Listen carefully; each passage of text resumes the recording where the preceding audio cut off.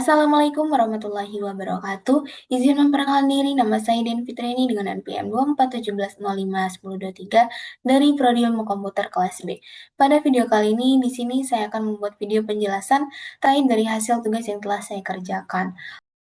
Sesuai dengan instruksi, langsung aja kita mulai dari pemahaman dataset. Jadi asal dataset. Nah, dataset yang digunakan adalah PIMA India Diabetes Database.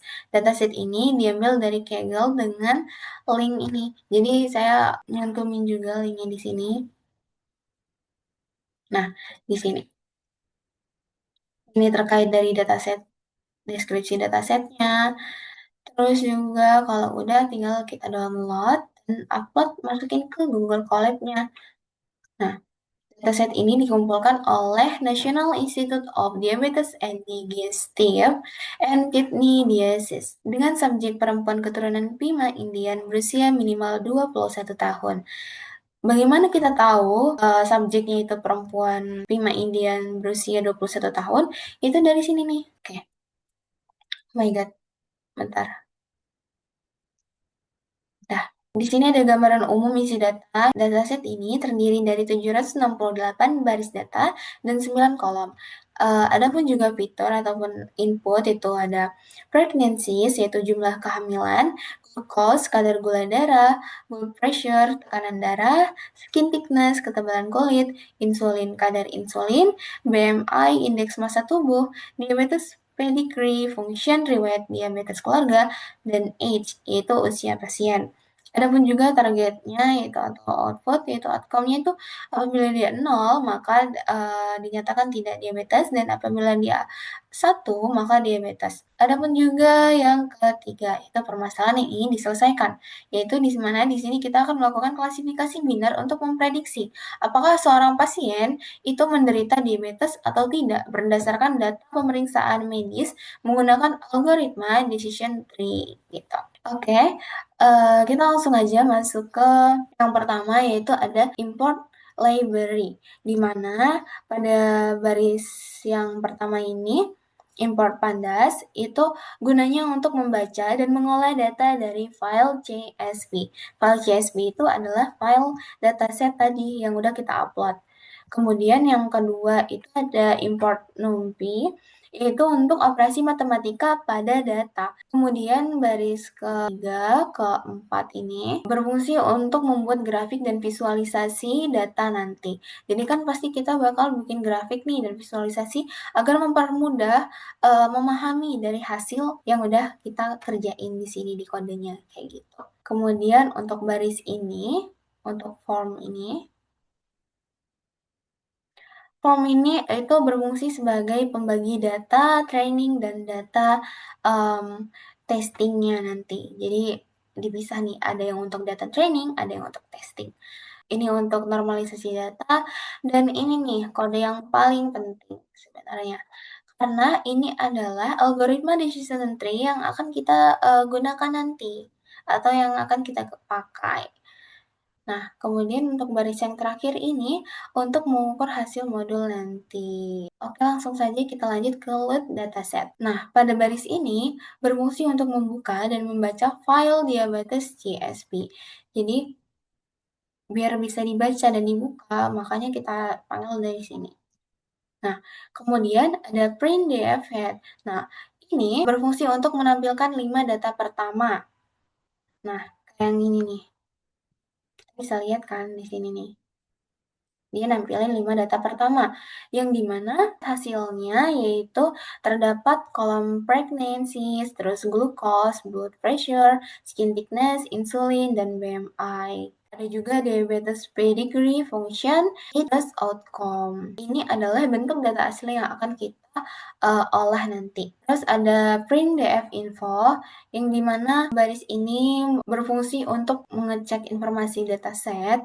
Dari sini kita bisa lihat ya hasilnya, itu dia ngasih info bahwa um, kelihatan ada 762 baris data dan 9 kolom yang kayak kita bilang tadi di atas. Nah, semua kolomnya itu terisi penuh dan tidak ada yang kosong sama sekali. Kemudian di sini ada print DF descript. Nah, print NDF Describe ini yaitu berfungsi untuk menampilkan statistik dasar.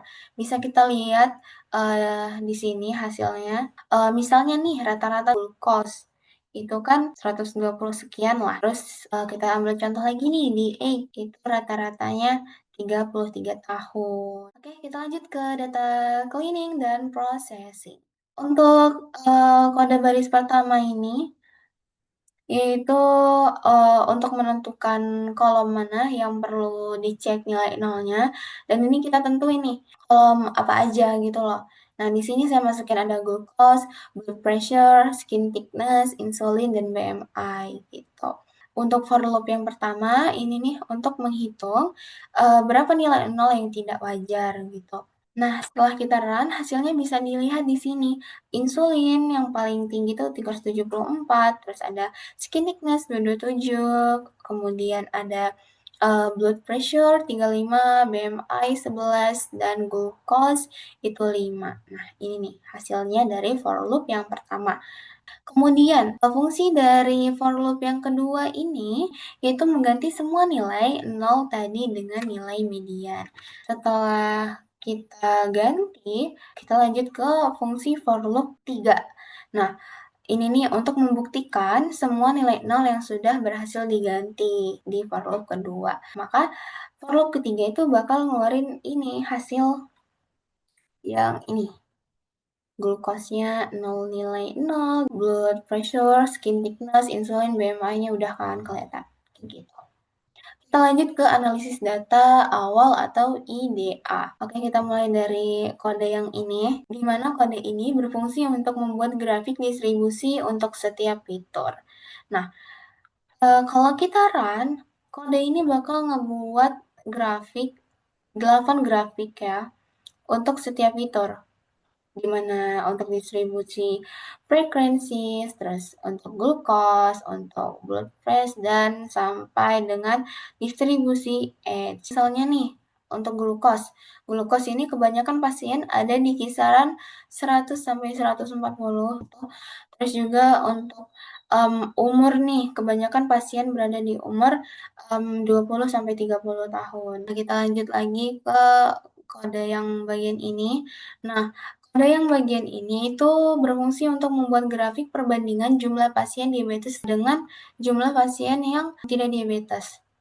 Nah, makanya dia dibikin grafik batang kayak gini hasilnya.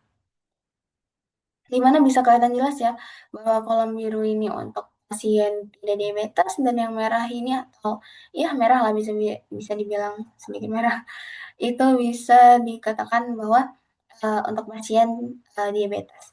Nah, bisa kita lihat hasilnya itu sekitar 500 orang itu merupakan pasien tidak diabetes.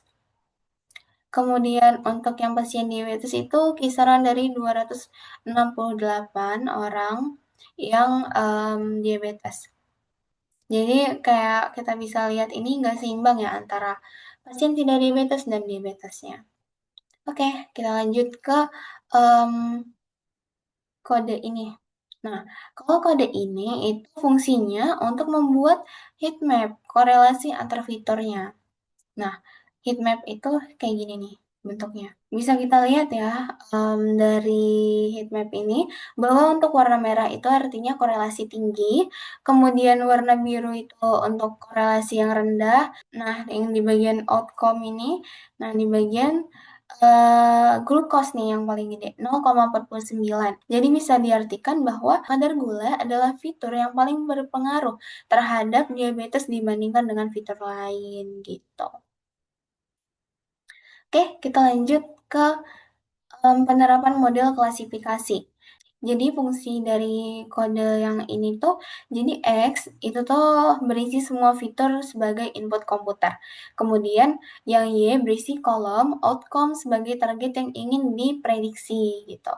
Nah, untuk yang baris ini itu berfungsi untuk membagi data menjadi dua bagian. Jadi itu ada text size, sini bisa kita lihat kan. Nah, text size ini 20%, di mana jadi 20% itu untuk menguji dan 80%-nya itu untuk melatih komputer, seperti itu. Kemudian kita lanjut lagi ke kode ini. Nah, kalau untuk kode ini itu, untuk menormalisasi dan, supaya semua nilai punya skala yang sama, serta komputer bisa belajar lebih optimal, gitu. Nah, lanjut di kode yang ini.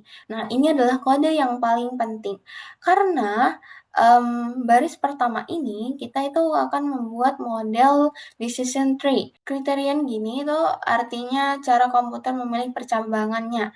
Nah, cara komputer memilih percambangannya itu maksimal terdapat 5 percambangan saja. Nah, terus ada baris fit, itu artinya komputer mulai belajar dari data training, terus ada baris predict, itu untuk komputer mulai menebak data ujinya, gitu. Nah, seperti yang kita bisa lihat ya, dari outputnya, untuk jumlah data latihnya 614 dan jumlah data ujinya 154. Nah, untuk bisa nampilin itu kita pakai print. Kemudian lanjut ke pengujian data dan evaluasi model. Oke, di sini bisa kita lihat fungsi kode ini untuk menghitung akurasi model. Jadi bisa kita lihat dari hasilnya yaitu akurasinya 78,57%. Jadi kisaran dari 154 data uji, komputer benar menebak itu sekitar 121 pasien ke baris ini, kode yang selanjutnya ini. Nah, ini itu fungsinya untuk menampilkan detail dari performa modul, gitu, classification report-nya, gitu. Contoh nih, di precision tidak diabetes. Nah, kalau dia 0,82, artinya kalau komputer bilang tidak diabetes, maka 82% kemungkinan itu akan benar, gitu. Terus contohnya lagi di sini nih, di bagian recall, diabetes 0,67, yaitu artinya komputer berhasil menemukan 67% dari semua pasien diabetes yang ada. Penjelasan kode yang ini. Nah, ini nih fungsi kode ini untuk membuat visualisasi confusion matrix-nya. Jadi confusion matrix ini kita bisa lihat ada angka 84. Nah, itu artinya komputer benar menebak 84 orang yang tidak diabetes. Kemudian di sini juga ada angka 15 nih, misalkan. Kita lihat dari sini, ini nih. Itu tuh artinya, komputer salah menebak pasien yang sebenarnya tidak diabetes, gitu. Oke, kita lanjut, ke visualisasi hasil. Jadi pada baris ini, mengambil nilai kepentingan setiap fitur dari model decision tree dan diurutkan dari yang terbesar, gitu. Jadi nanti diurutin nih, yang paling terbesar sampai yang terkecil. Lanjut lagi nih kode yang bagian ini nih.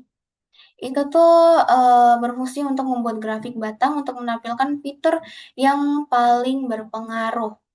Yang kayak kita tahu tadi kan udah kita lihat, analisis juga ternyata itu glukos. Makanya nanti di sini ketika kita run, maka glukos yang paling atas. Sebagaimana yang kita lihat, glukos itu nilainya itu, 0,49, artinya hampir setengah dari keputusan model ditentukan oleh kadar gulanya.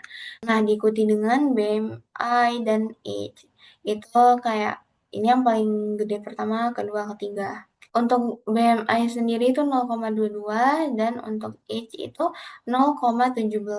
Kemudian lanjut lagi ke yang kode ini. Fungsi kode ini kan di bawah grafik ini ada tabel kan yang bisa kita lihat ini. Nah, itu tabel ranking lengkapnya.